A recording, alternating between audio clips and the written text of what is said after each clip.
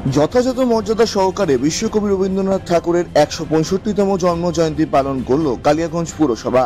শুক্রবার কালিয়াগঞ্জ পুরসভার সামনে বিশ্বকবি রবীন্দ্রনাথ ঠাকুরের প্রতিকৃতিতে মাল্যদান করে শ্রদ্ধা জানান পুরসভার পুরপ্রধান রামনিবাস সাহা, উপপুরপ্রধান ঈশ্বর রজক সহ পুর কাউন্সিলর ও পুরকর্মীরা।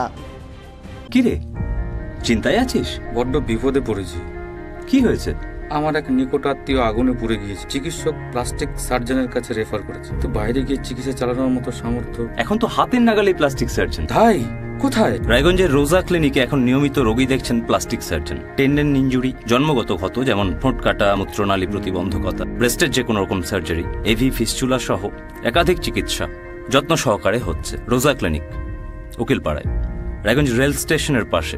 প্রয়োজনে কথা বলুন 9732464382। আজকে আমাদের শুধু ভারতের গর্ব না, বিশ্বের গর্ব। কবিগুরু রবীন্দ্রনাথ ঠাকুরের ১৬৪তম জন্মজয়ন্তী আমাদের কালিয়াগঞ্জ পৌরসভাতে পালন করা হলো।